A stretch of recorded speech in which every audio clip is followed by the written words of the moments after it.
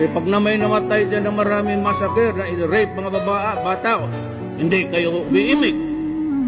Maya-maya pagdating ng mga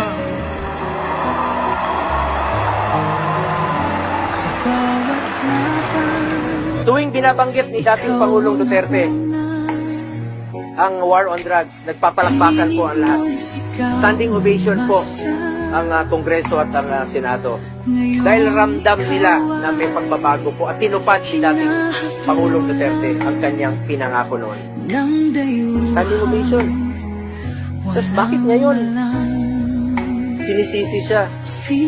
Bakit ngayon mag-isa na lang siya? Di ba kayo nakinabang? Di ba nakinabang ang mga babae nating Pilipino? Yung mga anak natin na hindi nasasaktan? Di ba importante sa atin ang buhay ng ating mga anak, ng ating mga pamilya? Nakinabang kayo. Nakinabang po ang Pilipino. dinipdip ko yan. Wala akong agenda. Wala akong dinagdag na basisang kutsi sa bahay ko. Wala akong bagong kutsi. Hindi ako nakatikim ng Mercedes-Benz. Dinipdip ko talaga ang trabaho ko para sa bayan ko. Kung naging ilang taon mo isinakripisyo, yung nagbenta sila ng droga, kapayapaan, kaunlaran para sa Pilipino. Pero yung mga naging biktima na mamaya, drug pushers, hindi mo nilang choice na maging biktima. Lahat ng tao sa Pilipinas kinukonsider kang hero dahil sa ginawa mo war on drugs. Lahat ng politician, sabi, Mr. President, sana ma-extend ang term ni Pangulong Duterte.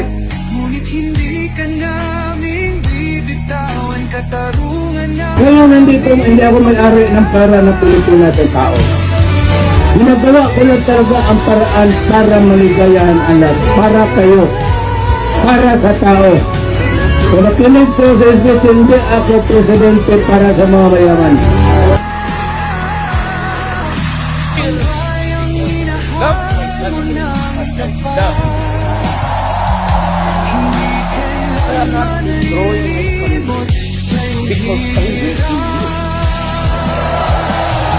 Simple lang yan. Kaya ako nagmumura. Napakabobo naman nila. Sa bawat sigaw, pangalan mo'y buhay pa. Hindi ka